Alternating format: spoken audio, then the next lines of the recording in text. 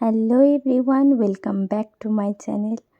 আজকে চলে এসেছি আবার একটা আনবক্সিং ভিডিও নিয়ে। আর আজকের ভিডিওটা হচ্ছে আমি নতুন যে সমস্ত ড্রেস কিনেছি মিশো থেকে সেইগুলোর আনবক্সিং ভিডিও তোমাদের সাথে শেয়ার করব এবং তারপরে দেখাবো ড্রেসগুলো পরে আমাকে কেমন লাগছিলো। সবার ফার্স্টেই আমি একটা স্কার্ট অ্যান্ড টপ অর্ডার দিয়েছিলাম, যেটা একসাথেই ছিল ব্ল্যাক কালারের, আর এটার প্রাইস হচ্ছে 297 ছিল। তো এই ড্রেসটা আমার বেশ পছন্দ ছিল, আর একটু এরম টাইপের ড্রেস পরারও ইচ্ছে ছিল অনেক দিন ধরে, সেই কারণে। আর এটার কোয়ালিটি প্রাইস অনুযায়ী ভালোই ছিল, ঠিকঠাক ছিল। তো চলো এবার দেখিয়ে দিই কেমন লাগছে।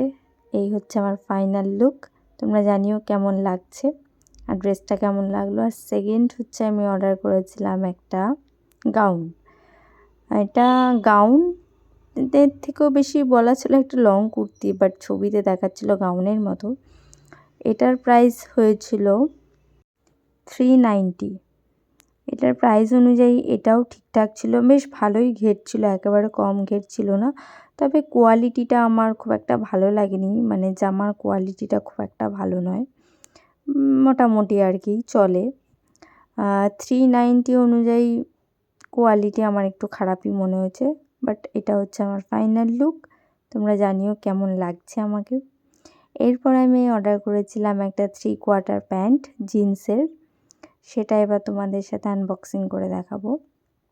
এটা আমার বেশ পছন্দ হয়েছে, কারণ এটার ফিটিংসটা খুবই ভালো হয়েছে আর কোয়ালিটিটাও ভালো। আর এটার প্রাইস ছিল 470।